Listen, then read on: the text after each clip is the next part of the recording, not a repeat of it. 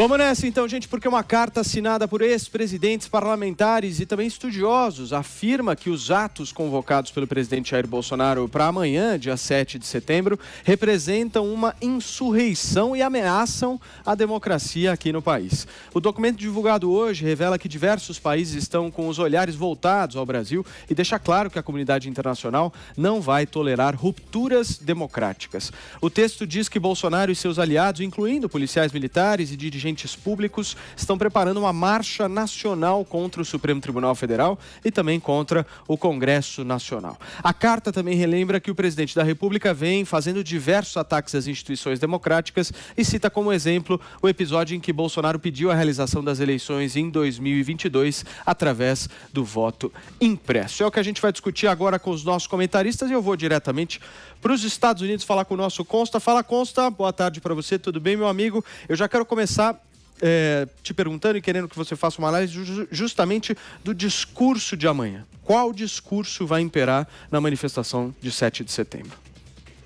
Boa tarde, Paulo, e a todos que nos acompanham. Vai ser um discurso que o presidente já vem repetindo há algum tempo, né? Que é preciso jogar dentro das 4 linhas da Constituição, cada um no seu quadrado, e que tem pelo menos 1 ou 2 ali ministros do Supremo que têm abusado e muito disso. Nós todos acordamos assustados aí com a descoberta de que conversa de bar no Brasil hoje pode render inquérito policial, dependendo de como você xingue e quem você xingue, né, de autoridade. Então, tudo isso muito bizarro. Nós estamos vivendo uma ameaça verdadeira à democracia que não vem do governo federal. Vem justamente daquele que deveria ser o guardião da Constituição, de uma imprensa que é militante, quer derrubar o presidente e passa pano e se finge de morta em relação a esses abusos, e a oposição lulista, né, que está querendo colocar o Brasil na direção da Venezuela, contou aí com apoio supremo para a soltura e depois elegibilidade do Lula, né, e os institutos de pesquisa colocam ele como grande favorito, algo aí em torno de 99,99% de chance de ganhar no primeiro turno. Né? É tudo uma piada, é tudo uma grande palhaçada. Estamos vivendo tempos sombrios. Essa cartinha de 26 países, autoridades, é outra peça nessa ópera bufa, né? Quando você vai ver os nomes, tem lá o paraguaio Lugo, tem lá o Noam Chomsky, que é o cara que, se você tem dúvida em relação a uma causa, olha para o Noam Chomsky e toma o partido oposto, que você tem boa chance de acertar. Né? Sempre defendeu tudo que há de pior na história da humanidade, desde sempre. Né? O Arlindo Chinaglia, o petista, né? O Celso Amorim, quer dizer, é um bando de esquerdistas que reuniram amigos e, no seu convescote intelectual, pares iguais em outros países e conseguiram assinar essa cartinha para dar a entender que o mundo está atento para a terrível ameaça do Bolsonaro e da manifestação do povo, né? Naquela democracia que tem que ser uma democracia sem povo, né? Uma democracia de gabinete onde iluministros vão empurrar a história na direção que eles identificam como correta. E se reclamar muito e se xingar, então, nem se fala, já viu. Vai para grade, né? Mesmo que seja jornalista, mesmo que seja deputado com imunidade parlamentar ou presidente de partido. Veja, eu vi uma análise, e aí eu coloco aspas nessa análise, né? De um pseudo-conservador numa emissora, dizendo que o presidente quer arrastar uma multidão para as ruas porque ele está com baixa popularidade. Né? Então ele precisa da fotografia de uma multidão enorme nas ruas para poder dar a entender que ainda tem um apoio popular. É, no mínimo, cômico, né? Irônico olhar uma análise dessas quando a gente pensa que as alternativas ao presidente, que os institutos de pesquisa colocam como grandes favoritos, não conseguem arrastar nem a 10ª parte. Né? Então, é um caso realmente sui generis, né? De duplo pensar, no fundo, do presidente que consegue, depois de mais de metade do mandato, colocar uma multidão nas ruas, né? E aí eu insisto, porque não é só para defendê-lo, é para defender as liberdades básicas, mas consegue arrastar uma multidão porque ele está fraquinho de popularidade, tadinho, né? Quem está forte mesmo é o Lula, que não pode nem mesmo sair nas ruas. Então, Paulo, nós estamos vivendo momentos muito estranhos no Brasil, muito perigosos, né? Mas o recado será dado amanhã, quero crer, espero que de forma bastante ordeira e pacífica, como costumam ocorrer as manifestações patrióticas, verde e amarelo, famílias nas ruas contra aqueles que verdadeiramente tentam levar um golpe a nossa democracia adiante. Muito bem, Constantino, deixa eu passar a bola para o nosso Jorge Serrão agora, produção, justamente para discutir esse recado que o Constantino traz. Ô Serrão, você acha que esse recado, de alguma forma, vai ter uma pitada de intervenção militar amanhã? Saudações, meus amigos, meus amados haters, saudações à nossa editora Larissa Pansani, que está hoje aí cumprindo o papel do nosso Eduardo Novak, que está em merecido descanso. Vou repetir aqui por 13 vezes 13 o que já cansamos de falar. Não existe a menor possibilidade de golpe militar no Brasil. Não há chance de ruptura institucional via golpe, como estão querendo propor no Brasil. Já tivemos aqui, é bom insistir, uma ruptura, sim, da institucionalidade. O Brasil vem sofrendo com o crime institucionalizado dominando todos nós. É uma ditadura criminosa sobre os brasileiros de bem. E é sobre isso e contra isso que a maioria consciente vai às ruas amanhã pacificamente lutar pela liberdade, exigir que se respeite a legalidade, a legitimidade e a constitucionalidade, por pior que seja a nossa Constituição. Estamos sendo vítimas, assim, de abusos inimagináveis. Constantino citou até o caso agora recente de gente que corre risco até de ser punida pelo que falou tomando um goró no botequim de um clube de alto luxo aqui de São Paulo. Então, o segurança do ministro ouviu que ele falou mal do ministro e fez um boletim de ocorrência na polícia, fazendo até com que um daqueles que participou lá da conversa, do suposto ataque de bar ao ministro, também tivesse que prestar depoimento. Isso aí é digno de um regime que a Alemanha conheceu, chamado nazismo. Não tem outro nome para qualificar esse tipo de coisa. Então, amanhã, o povo brasileiro, em sua maioria ordeiro, pacificado, calminho, vai lutar pela liberdade. Claro que a gente vê aí algumas exaltações em redes sociais, tem alguns que defendem livremente, tem até o direito disso, intervenção militar. Só que os militares não vão intervir da maneira como se essas pessoas esperam, como foi em 1964. Não tem a menor chance de repetir aquele movimento. Então, vamos devagar com andor, vamos lutar pela recuperação da institucionalidade perdida no Brasil, porque aqui a coisa está muito feia. Eu, por exemplo, hoje fui vítima de uma censura. O Google, o Blogger, que é uma empresa do Google, censurou meu site Alerta Total, está lá censurado. Você que acessar www.alertatotal.net vai ver lá a barrinha de que o site está bloqueado. E qual foi o motivo da censura? Nem eu sei, nem me explicaram. Então, isso aí também, tecnicamente, se chama nazismo. O robô, um algoritmo não gostou do que eu escrevi, algum idiota lá denunciou e me colocou no cadafalso? Pois é, estamos nesse tipo de regime hoje. A alta tecnologia, 1984, o livro de George Orwell, que parecia uma ficção, que ele, quando escreveu, disse que escreveu para que aquilo jamais acontecesse. Infelizmente, a profecia está se realizando contra a liberdade dos brasileiros. Então, amanhã, todos nas ruas para lutar por esse princípio, já que a gente, quando nasce, já nasce sem liberdade, porque a morte é a previsão da vida e a gente só vai se libertar mesmo quando morrer. Bruna Torlai, pensando na prática, justamente esse tema da liberdade, não seria um pouco genérico da maneira que ele está sendo colocado? Não precisaria ter um pouco mais de praticidade, objetividade? Vou citar um exemplo. O deputado Luiz Felipe de Orleza e Bragança está propondo uma nova Constituição. Não seria algo mais palpável? As pessoas vão às ruas amanhã para defender o quê? Olha, uma ótima pergunta, Paulo. As pessoas vão às ruas amanhã se manifestar contra o desequilíbrio de poderes, né? Por isso que eu achei tão engraçada essa carta aí, assinada por 26 países. Enfim, assinada por toda a esquerda internacional unida. O Constantino já mencionou os nomes, né? Eu não queria esquecer de mencionar o Chomsky, mas felizmente ele já fez isso antes de mim.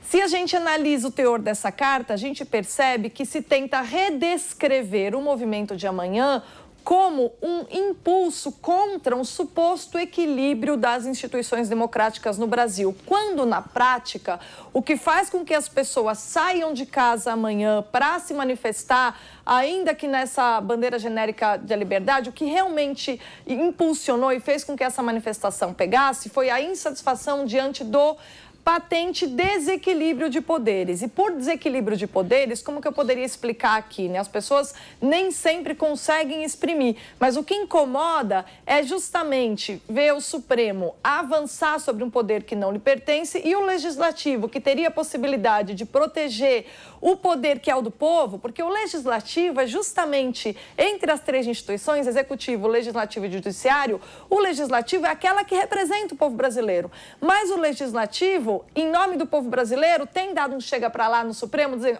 não entra aqui que aqui não é sua jurisdição. Não, o Legislativo não faz isso. O Legislativo é refém do Supremo Tribunal Federal. E aí, nesse sentido, o povo ele acaba se sentindo obrigado a dar uma pressão justamente no Legislativo. Então, Paulo, embora a bandeira genérica que esteja sendo entoada seja de liberdade, um dos pontos, pelo que eu conversei com os organizadores, um dos pontos, assim, cruciais que vai ser pedido amanhã é que o Senado cumpra o seu papel de entender que impeachment de ministro do STF não é uma coisa extraordinária. Talvez seja um remédio necessário para se demonstrar ao Supremo Tribunal Federal que o povo, representado aí pelo Senado, não está satisfeito em ver esse desequilíbrio de poderes. Então, as pessoas que têm um pouco mais de consciência, elas entendem que é um impulso contra o desequilíbrio atual, né? E a imprensa internacional e todos esses signatários estão tentando descrever esse movimento como algo desequilibrado, como, na verdade, uma tentativa de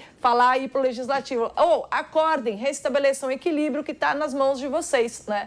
Agora, um outro ponto que a gente não pode deixar de mencionar aqui, senão a gente seria injusto com o público, é que há sim, Paulo, alguns intervencionistas que têm uma grande expectativa pela ruptura, tá? Se a gente conversa com as pessoas e ouve nos grupos, você vê que há sim pessoas que sonham, o sonho dourado delas é que o Bolsonaro promova uma ruptura institucional e seja, sei lá, o novo rei do Brasil. É maioria? Essas pessoas. É maioria? Não, eu não sei te dizer que é a maioria, porque as pessoas que são os organizadores do movimento não defendem isso.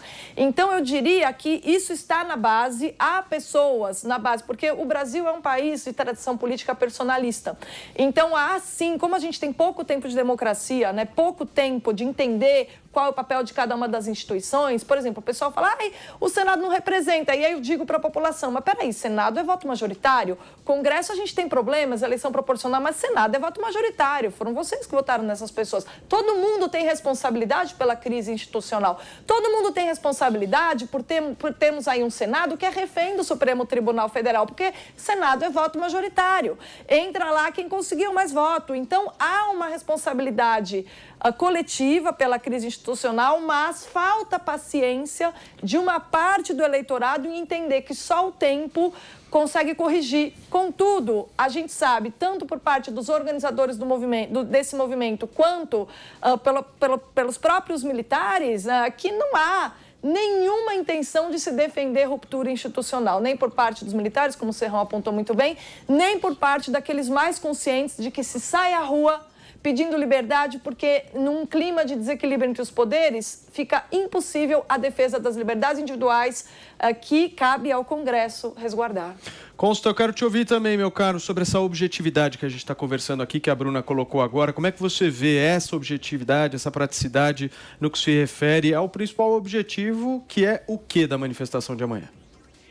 Esse é o bom ponto aí que fica na cabeça de muita gente, Paulo, porque é o day after, né? Tá bom, vai ser uma multidão. Vamos assumir aqui que é a maior manifestação já vista na história recente do Brasil, né? E aí?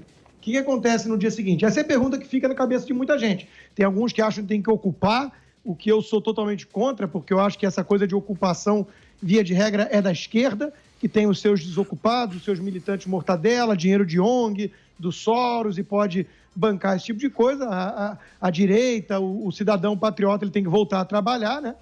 Então, isso não é viável, não é uma alternativa.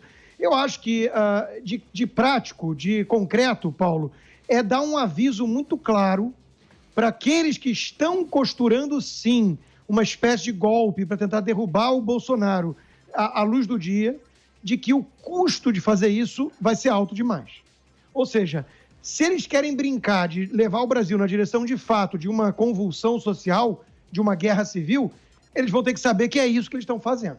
É basicamente essa a mensagem, né? Então, o que eu identifico é isso, é mostrar para essa turma que acredita numa democracia de gabinete, é uma patota, né? Ninguém solta a mão de ninguém, tá lá os iluministros, estão lá os políticos de oposição da esquerda, estão lá os jornalistas e os editores-chefes das redações de jornais que escrevem editoriais todo dia dizendo que o Bolsonaro é o fator de instabilidade no país e ameaça a democracia, e não estão vendo ali o elefante na sala, quebrando todos os cristais, né? Então, essa turma toda está lá reunida, né, achando graça de poder, na canetada, mudar o rumo do Brasil. E está ignorando só aquele pequeno detalhe, né, chamado povo, né? Todo poder emana do povo. Então, a democracia sem povo não vai dar muito certo se o povo mostrar que está insatisfeito, gritar assim, hello, alô, turma, estou aqui, né? O brado retumbante está aqui para vocês não esquecerem da gente. Então, é um recado muito claro, né? De que se continuarem nessa direção, vão fazer o quê? Vão continuar prendendo mais jornalistas? Vão continuar intercedendo em conversa de bar e abrindo inquérito? Haja inquérito, haja prisão, né? Então, é mais ou menos isso, Paulo. É mostrar que é a insatisfação de muita gente isso, tá? Vamos lá, vamos nos manifestar, vamos mostrar indignação, mas o que isso resolve na prática, né? Todo mundo tem essa apreensão, esse receio de ser em vão, né? Em primeiro lugar, não tem muita alternativa. E, segundo lugar, eu acho que de concreto é isso, é mostrar que não vai ser trivial, não vai ser simples criar uma democracia sem povo no Brasil, porque o povo está atento ao que está acontecendo e não está gostando muito. Ô Serrão, mas essa mobilização, ela tem efeito prático? Porque se a gente resgatar, nós estamos desde 2013 vendo as pessoas saindo às ruas para defender o combate à corrupção, e ano que vem o Lula é candidato. Pois é, a dinâmica da sociedade, ela é gradual. A sociedade não resolve seus problemas em passes de mágica. Tudo é com a construção, é com o tempo. Você vai criando as pré-condições históricas e culturais para a mudança. Essa manifestação de 7 de setembro, ela tem um ponto muito positivo. Claramente, ela é uma manifestação majoritariamente de classe média esclarecida, ou seja, pessoas que têm clareza de que o Brasil precisa passar por reformas e mudanças estruturais. Agora, como isso vai acontecer? Através da legítima pressão cada vez maior dessas pessoas. Um passo, a Bruna lembrou muito bem, é eleger melhor os representantes majoritários. Isso aí já ajudaria bastante. Próxima eleição, a gente tem obrigação de eleger 27 senadores com bastante mais qualidade do que aqueles que foram eleitos 8 anos atrás ou há 4 anos atrás. Precisamos, essa responsabilidade é de cada um.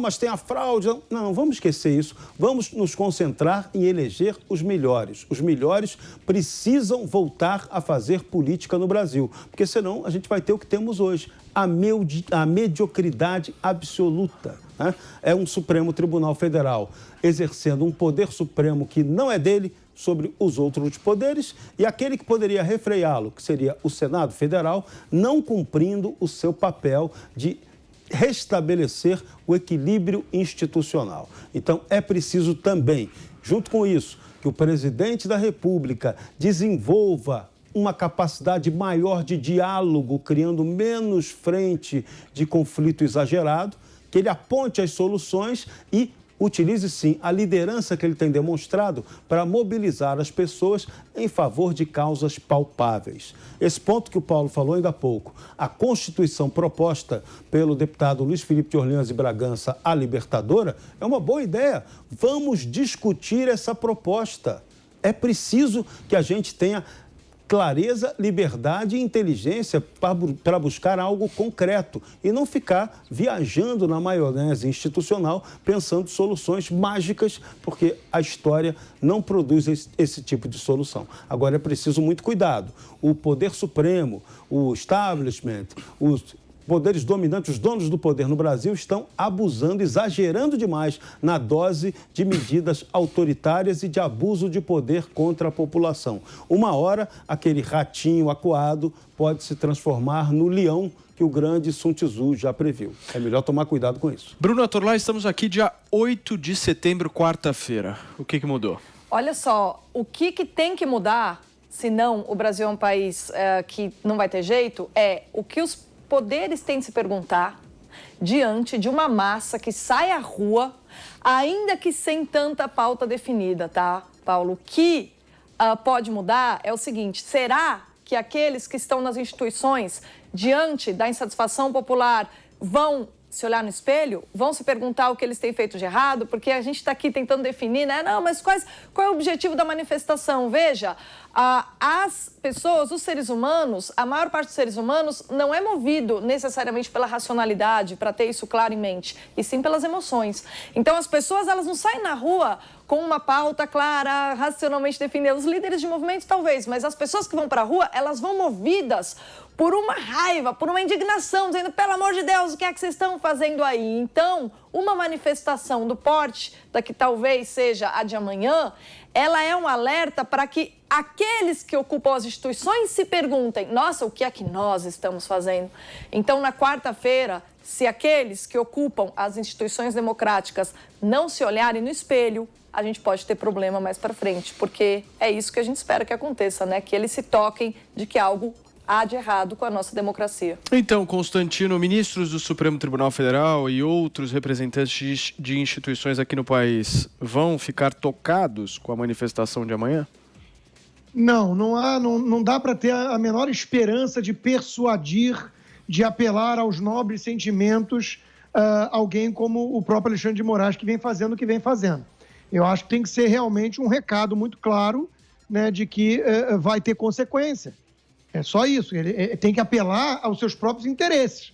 É falar, o meu chapa, foi longe demais, né, não dá para sair prendendo todo mundo, não dá para o segurança intervir numa conversa de bar, isso está repercutindo muito mal, né, e não vai acabar bem.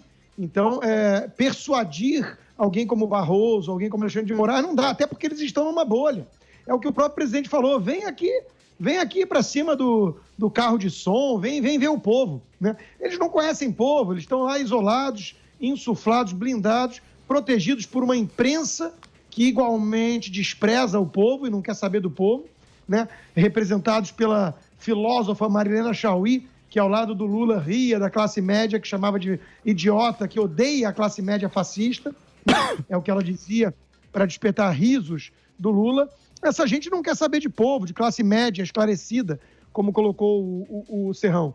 Então, eles não vão ser convencidos pela nobreza dos argumentos. Eles vão ter que perceber que foram longe demais e que as consequências para eles, para o próprio sistema, né, serão consequências imprevisíveis e, muitas vezes, quiçá, drásticas, né? Então, isso pode acabar mal.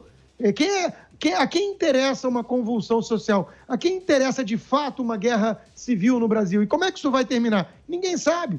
Se for por esse caminho, ninguém sabe. Pode terminar, aí sim, nesse caso, numa intervenção militar.